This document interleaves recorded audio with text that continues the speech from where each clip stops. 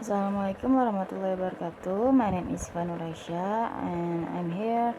I want to explain my presentation about applied linguistics and language learning. Okay, for the first one, the table of content is introduction, overview of applied linguistics and language learning, and last the conclusion. Next, the introduction.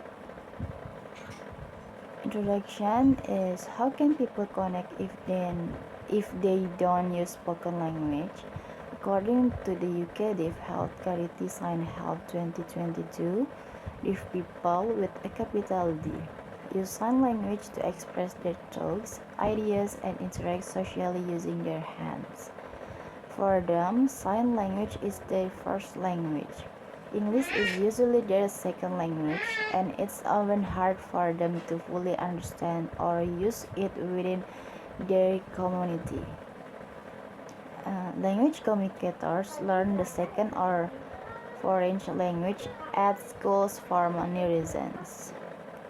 Next, the overview of applied linguistics. It refers to the science that studies the application of language communication inside and outside the classroom. In the context of language learning outside the classroom, making interviews with non-native speakers is one of the activities that assists foreign language learners to practice listening and speaking. Applied linguistics refers to the science that studies the practical application of language and communication, particularly in real-world contexts such as language education, translations, language policy, and intercultural communication. In educational settings, it examines how language is taught and learned both inside and outside the classroom. In the context of language learning outside the classroom, conducting interviews with non-native speakers is one of the activities that helps foreign language learners practice their listening and speaking skills. Reflecting applied linguistics focus on enhancing communicative competence through real-life interaction. Next, applied linguistics and language learning. Selecting the appropriate word to generate the language in a given circumstance would not be sufficient to learn it in a way that makes sense.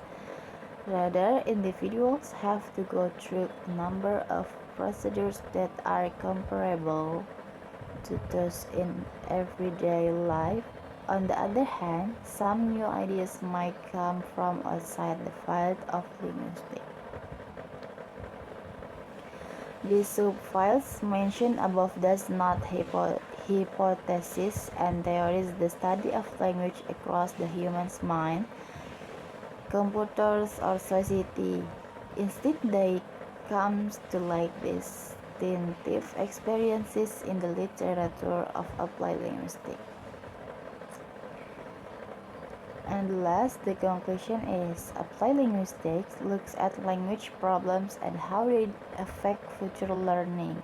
It's been an important field since the 1950s and is still relevant today, even though it can be quite complex and involve many different aspects. It continues to get a lot of attention from people in the field. Okay, I think enough from me. Wassalamualaikum warahmatullahi wabarakatuh.